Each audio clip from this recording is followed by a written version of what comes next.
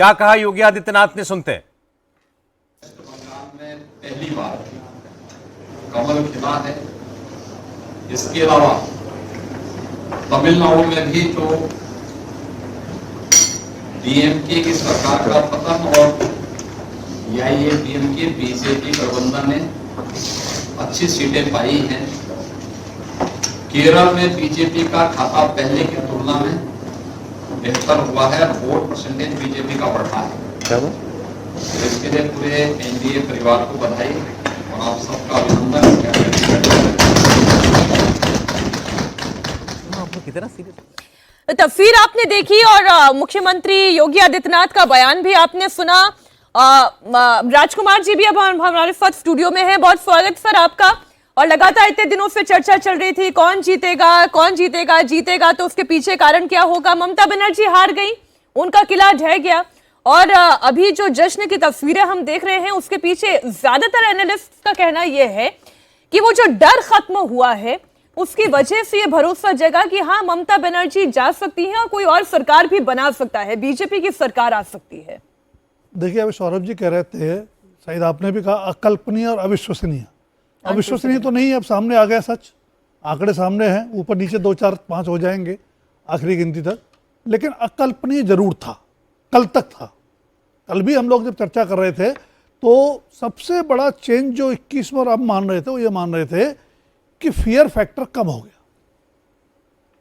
उसमें बीजेपी ने भी मेहनत की, जाहिर है संघ ने भी जो जनसंपर्क होता है डोर टू डोर वाला उसमें भी मेहनत की, और चुनाव आयोग ने जिस तरह से केंद्रीय सुरक्षा बलों की तैनाती की बड़े पैमाने पर, उसकी भूमिका रही।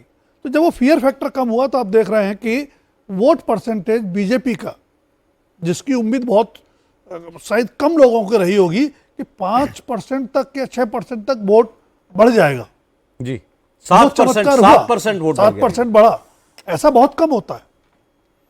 और टीएमसी का वोट परसेंटेज गिरा, वो तो सारा शिफ्ट ही उधर हुआ है ना। हाँ, तो ऐसा बहुत, पिछली बार आप देखिए बीजेपी की तरफ जो वोट शिफ्ट हुआ 2021 में वो लेफ्ट का वोट था, टीएमसी का वोट शिफ्ट नहीं हुआ था, लेफ्ट और कांग्रेस का वोट गया था।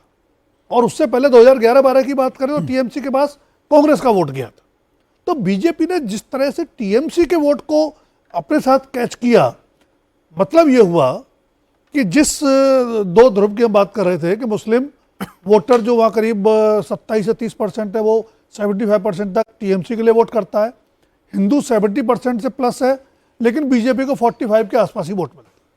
तो वो एक मुश्त वोट या मेजॉरिटी वोट बीजेपी को मिला। सर आप जानते हैं इस ममता बनर्जी, अगर ये मान ले प्रेमाइस के साथ कि मुस्लिम वोट नहीं डिवाइड हुआ और अधिकांश मुस्लिम वोट, मैं कहता हूं डिस्कशन से 100% मुस्लिम वोट भी अगर टीएमसी को गया है तो ममता बनर्जी 20%, 15 से 20% हिंदू वोट पे हैं इस वक्त, केवल बिल्कुल, मतलब मेजॉरिटी कम्युनिटी में ये सपोर्ट बेस बचा है ममता बनर्जी का। तो यही तो गेम चेंजर साबित हुआ। बिल्कुल। और बीजेपी को यही करना था। कल कई बार हम लोगों ने बात की कि बीजेपी को लड़ाई मुस्लिम वोटों की है ही नहीं। वो एक कोशिश हुई हुमायूं कबीर के जरिए, ओवैसी के जरिए, वो तो फ्लॉप हो गई थी उस समय। असली जो डिवीजन होना था या टर्निंग पॉइंट होना था वो हिंदू वोट होना था, जो बार बार डिवाइड होता था बंगाली हिंदू पे या नॉन बंगाली हिंदू पे। तो वो जो डिवीजन था वो बीजेपी ने इस बार पूरी तरीके से। पर मेरा देखिए, और इसमें मेरा ऐसा नहीं है। अगर 43 ऐसी सीट्स थी जहां 50% से ज्यादा मुस्लिम थे और 12 सीटें अगर जो है टीएमसी उसमें से लूज कर रही है तो वहां पर मुस्लिम वोट डिवाइड हुआ। नहीं, मैं इसको नहीं मानता। इसमें कोई शक नहीं हो सकता। अगर हुमायूं कबीर जीत रहे 2 अपनी सीटों पर तो मुस्लिम वोट डिवाइड हुआ। सर मतलब कितनी जगह डिवाइड हो गया होगा? यही बोला, कांग्रेस पार्टी, मैं बता देता हूं ना आपको, वोट शेयर 4 सीट, मैं तो वोट शेयर देख रहा हूं। ये 2 सीटों पर लीड कर रहे हैं केवल हुमायूं कबीर, दोनों खुद ही लड़ रहे हैं। बता दिया कांग्रेस पार्टी उतने ही वोट पे जितने पिछले बार 3% वोट पे। देखिए अगर 43 सीट्स हैं जिसमें 50% जो है मुस्लिम वोट है, पूरा का पूरा मुस्लिम वोट डला होता तो 43 की 43 सीटें इधर आ गई होती। 12 सीटें लूज कर गई हैं। नहीं, इसको आप दूसरे मैथमेटिक्स से मैं बता रहा हूं ना आपको, 12 सीटें लूज की। उसके लिए आप मुस्लिम वोट का डिवीजन वजह मान रहे हैं। हाँ, उसकी बहुत वजह हो सकती है। उसकी वजह तो एसआईआर भी एक बहुत बड़ी वजह हो सकती है। एसआईआर तो छोड़ दीजिए, एसआईआर तो अब हो गया क्योंकि एसआईआर पर जितना कटा नहीं कटा, उसकी वजह जो हम लोग रोजाना बात कर रहे हैं, कल परसों भी मैंने कहा था कि मुस्लिम डोमिनेंस वाली सीट पर ज्यादा कंसोलिडेशन होगा हिंदू वोट का, और वो एक बड़ी वजह, मुस्लिम वोट डिवाइड हुआ हो मैं नहीं मानता। 2-4 सीट जो रही होगी, जैसे हुमायूं कबीर की कह रहा हूँ या फरहाद की कहें या कुछ ऐसे कह लें, फरहाद की सीट पे तो वो जीत रहा है, तो हाँ, वहाँ पे तो मैं कह रहा हूँ, लेकिन मुस्लिम वोट का कंसोलिडेशन ये बीजेपी की पार्ट ऑफ स्ट्रेटेजी भी मैं मानता हूँ कि उसने ये पूरे बंगाल में माहौल बनाया कि मुस्लिम कंसोलिडेशन हो रहा है 95% वोट का, कि ममता जी के साथ जा रहा है, और उसका फायदा ये हुआ कि वो रिवर्स कंसोलिडेशन हो गया, रिवर्स पोलराइजेशन हो गया हिंदू वोट का। इसमें आप कुछ मुस्लिम वोट बटाओ ऐसा मुझे तो नहीं लग रहा। मुस्लिम वोट बटा है या नहीं बटा है? हकीम 38,000 वोट से ज्यादा से लीड कर रहा है। बिल्कुल है। देखिए, इस पे और बहुत सारा कारण है। लोकल लेवल पे क्या क्या फैक्टर्स है वो जानना बहुत ज़रूरी है। सिद्दीकुल्ला चौधरी, फिराद हकीम जब कहते हैं कि बाहरे घेरे ने वो, यानी कि बाहर पे अभी घेराव करेंगे, कलकत्ता तो अपने आप हो जाएगा, और ये इस तरह की बातें, फिर ये कहना कि अगले 10 साल के अंदर 50% लोग बंगाल में उर्दू में बात करेंगे, इस तरह के बयान।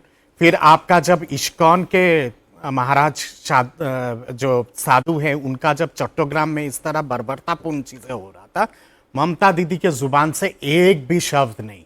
बंगाल का बंगाली समाज आप अगर देखेंगे, 3 तरह से उसको बांटा जा सकता है। एक है जो वहां के स्थानीय ओरिजिनल बंगाली जो है, जिनको हम लोग घोटी बोलते हैं, मतलब कि पश्चिम बंगाल के ओरिजिनल। पूर्वी बंगाल से जो सताए हुए लोग हैं, जो बंटवारा के दौरान, उसके बाद 71 के समय, 80 के समय, तमाम जितने सारे लोग आए हैं, उनको हम लोग बंगाल कहते हैं, यानी कि ओपार बांग्लार। और जो जब मैरिजेस जब होता है ना, मैरिजेस के बाद जो ऑफस्प्रिंग है, उनको हम लोग बाटी बोलते हैं बंगाल में। तो ये जो धारा है ना, ये धारा में मैं इस बार जब गया, वो जो 80 साल की जो ठाकुमा ग्रैंड मदर, या फिर वो जो 15 साल की 17 साल की जो युवती या फिर युवक, वो बोलता है कि दादा हमारे पुरखों ने देखा था कत्लेआम पूर्वी बंगाल में, हम लोगों ने देखा है बांग्लादेश में जिस तरह से जलता हुआ, क्या पश्चिम बंगाल को पश्चिम बांग्लादेश बनाने देना है? एक बार 9 तो आर 9। बांग्लादेश में जो कुछ हुआ उसका बहुत असर है, वायलेंस का बहुत इम्पैक्ट है, और खासतौर से ये जो बहुत भद्रलोक बड़ा का इम्पैक्ट है। बंगाली और शिफ्ट उसके हुआ। ऊपर ममता दीदी का ये सब बयान देना कि घुसपैठी मेरे लाश के ऊपर से जाएंगे, रोहिंग्या जाबे আমার লাশের উপর দিয়ে,